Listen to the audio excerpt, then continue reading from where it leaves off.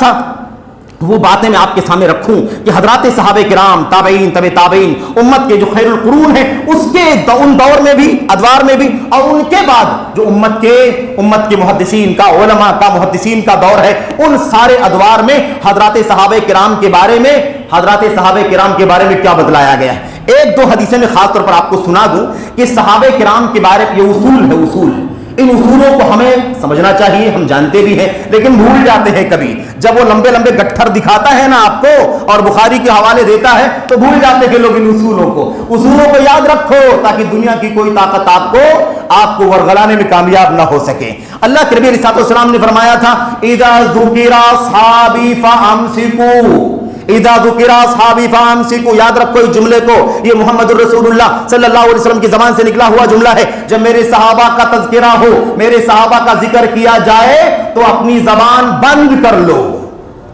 میرے صحابہ کا ذکر آئے تو کیا کرو بھائی؟ اپنی زبان بند کر لو، چپ رہو۔ تمہیں کچھ بھی تم نے سنا ہے، دیکھا ہے، ادھر ادھر کی بکواس، ان سب کا کوئی اعتبار نہیں ہے۔ پوری تاریخ تمہارے سامنے ہے، سچی ہو جھوٹی ہو، لیکن تمہیں اصول کیا بتایا جا رہا ہے؟ کوئی نہیں کہتا ہے میرے بھائیوں کی صحابہ معصوم تھے، نبیوں کی طرح ان سے کوئی غلطی ہو سکتی تھی، لیکن اصول کیا بتایا جا رہا ہے؟ صحابہ کا ذکر آئے تو تمہیں کیا کرنا چاہیے؟ امسکو، اپنی زبان بند کر لو، چپ رہو، کوئی کمنٹ نہیں، کوئی تبصرہ نہیں، کوئی اس کی طرف نہیں، اس کی طرف سے نہیں، کوئی کسی سے محبت، کسی سے نفرت، کوئی بات نہیں ہونی چاہیے۔ یہ اصول یاد رکھو، اللہ کے نبی صلی اللہ علیہ وسلم کی حدیث ہے۔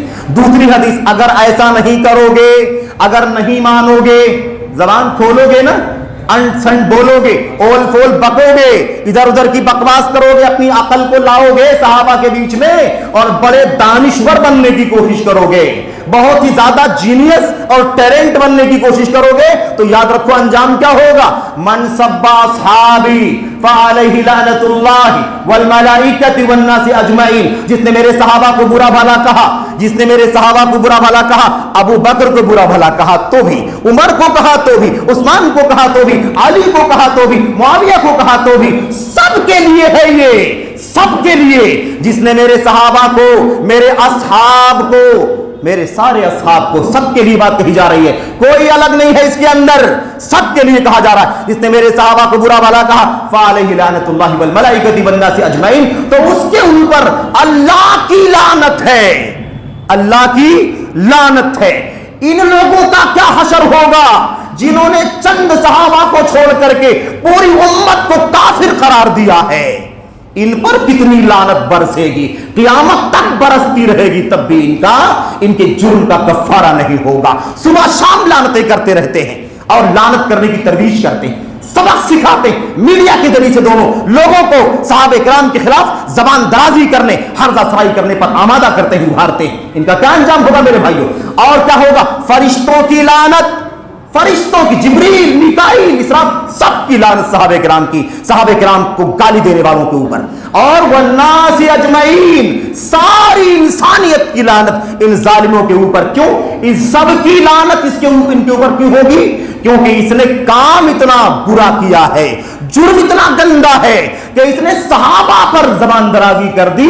جو صحابہ اگر نبی کے امت کے بیچ میں نہ ہوتے تو وہ قرآن بھی سلامتی کے ساتھ امت تک نہ پہنچتا، وہ نبی کی سنت بھی امت تک نہ پہنچتی۔ یہ ہے ٹارگٹ۔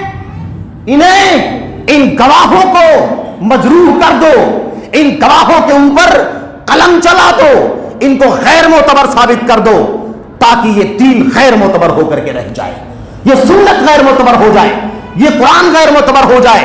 اور اسی لیے زبان کھولتے ہیں آسانی کے ساتھ اور منمانی قرآن کریم کی آیتوں کی تفسیر کرتے ہیں، اس سے مراد فلاں ہے، اس سے مراد فلاں ہے، اس سے مراد فلاں ہے۔ جتنا اچھا مراد ہے سب آل بیت رسول کے لیے ہے، اور جتنا برا بیان کیا گیا ہے ظالموں فاسقوں کے لیے، وہ سب کس کے لیے ہے بھائی؟